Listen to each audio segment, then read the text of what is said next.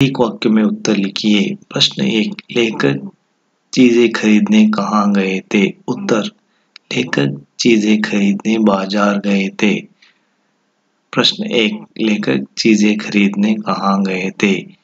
उत्तर, लेखक चीजें खरीदने बाजार गए थे।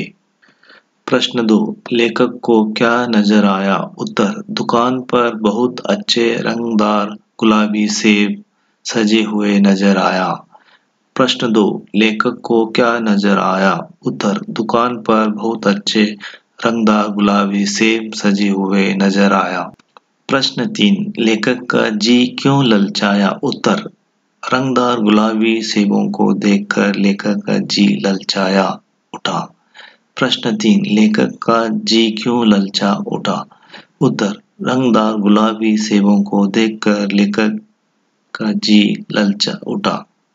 प्रश्न 4, टमाटो किसका आवश्यक अंग बना गया था? उत्तर, टमाटो भोजन का आवश्यक अंग बना गया था। प्रश्न 4, टमाटो किसका आवश्यक अंग बना गया था? उत्तर, टमाटो भोजन का आवश्यक अंग बना गया था। प्रश्न 5, स्वाद में सेब किससे बढ़कर नहीं है? उत्तर, स्वाद में सेब आम से बढ़कर नहीं है। प्रश्न 5, स्वाद में सेब किससे बढ़कर नहीं है? उत्तर, स्वाद में सेब आम से बढ़कर नहीं है। प्रश्न 6, रोज एक सेब खाने से किनकी जरूरत नहीं होगी? उत्तर, रोज एक सेब खाने से डॉक्टरों की जरूरत नहीं होगी। प्रश्न 6, रोज एक सेब खाने से किनकी जरूरत नहीं होगी? उत्तर, रोज एक सेब खाने से डॉक्टर की जरूरत नहीं होगी। 2-3 वाक्यों में उत्तर लिखिए। 1 प्रश्न, आजकल शिक्षित समाज में किसके बारे में विचार किया जाता है? उत्तर, आजकल शिक्षित समाज में विटामिन और प्रोटीन के बारे में विचार किया जाता है।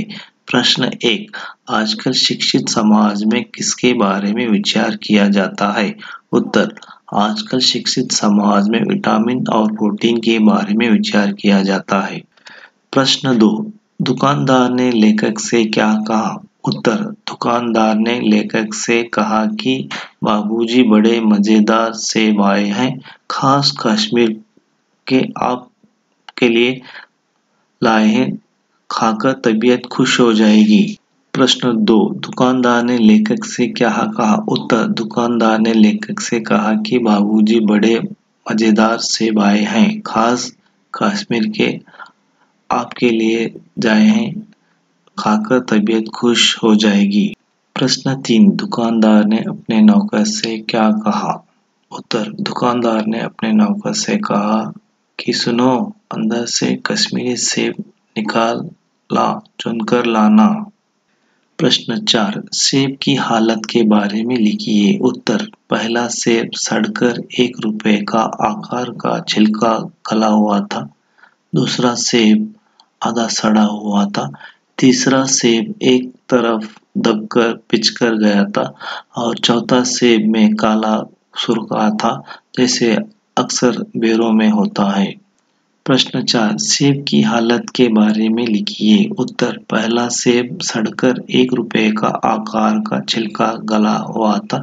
दूसरा सेब आधा सड़ा हुआ था। तीसरा सेब एक तरफ दबकर पिचका गया था और चौथा सेब काला सुर्खाया था और जैसे अक्सर बेरों में होता है। जोड़कर लिखिए। 1, सेब को रुमाल में बांधकर मुझे दिया।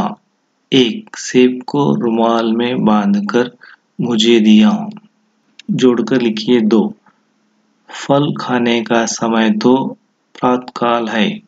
2, फल खाने का समय तो प्रातःकाल है। जोड़कर लिखिए। 3, एक सेब खाने लायक नहीं है। 3, एक सेब भी खाने के लिए लायक नहीं है। जोड़कर लिखिए। 4, व्यापारियों की साख बनी हुई है। 4, व्यापारियों की साख बनी हुई है थी।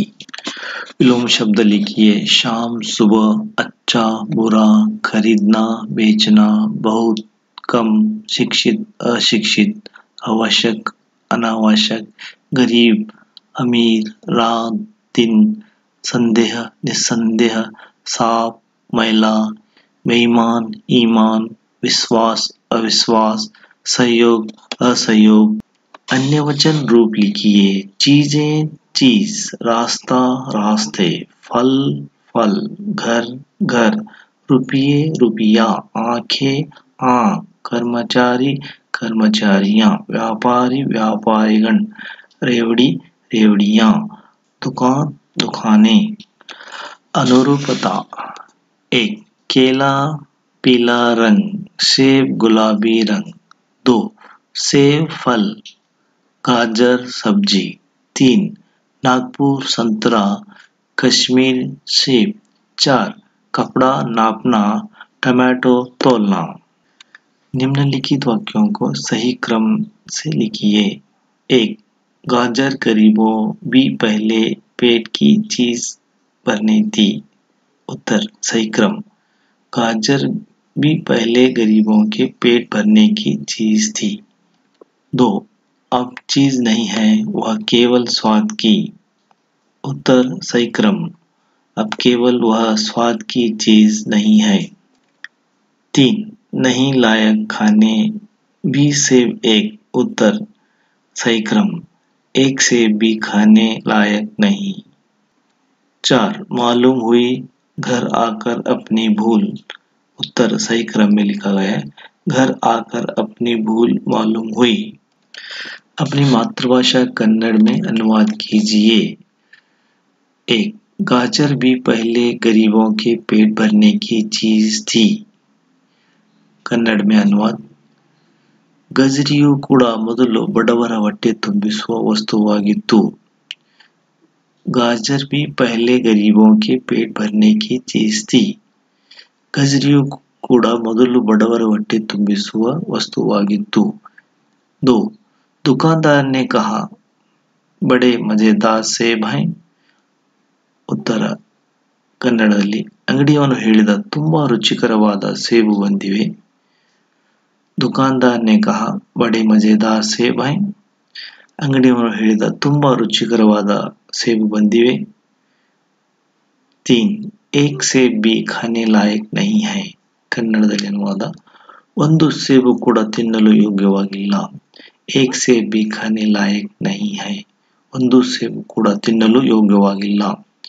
4. दुकानदार ने मुझसे क्षमा मांगी. ಅಂಗಡಿಯವನು ನನ್ನ ಬಳಿ ಕ್ಷಮೆ ಕೇಳಿದನು.